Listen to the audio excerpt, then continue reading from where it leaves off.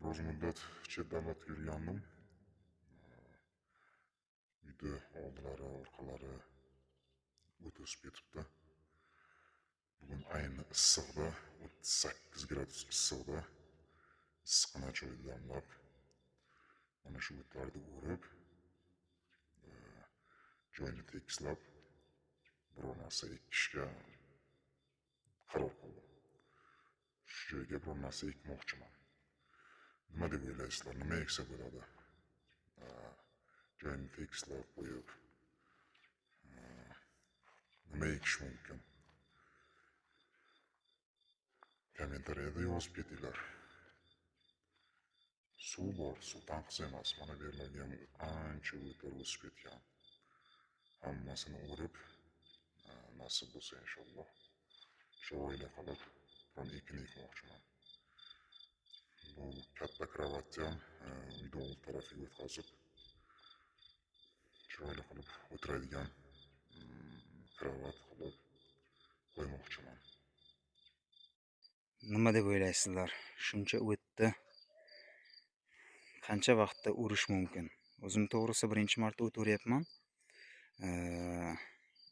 Oldin kvartirada yashaganman. Mana hech qancha bo'lgani yo'q, hovliga ko'chib chiqdim. O'zi niyat qilgandim.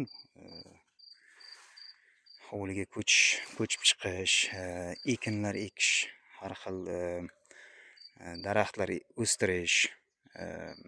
Yoshligimda niyat qilgandim. Katta bo'lsam, uylansam, farzandli bo'lsam, kvartiraga chiqaman deb.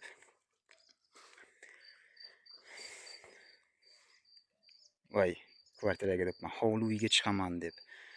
Yer olib, hovli uyga chiqib, ekin ekib, o'zim chiroyli qilib,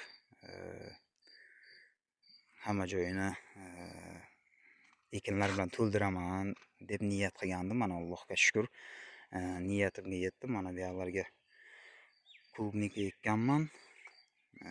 Endi o'zim ekkanim yo'q, albatta, ayolim bilan birga. Kuniga Allohga shukr, bir kosa, kichkina kosada emas, kattaroq kosada har kuni terib yeyilyapti. Bir o'g'lim, bir qizim bor. Mana bu yerlarni uje o'rib qo'ydim. Yana ozroq joyi qolgan. Shu uyni yon tarafidan boshladim. Nima deb maslahat berasizlar? Nima eksam bo'ladi? Mana shuncha katta joy. Nima eksam bo'ladi? Kommentariyada yozib ketinglar.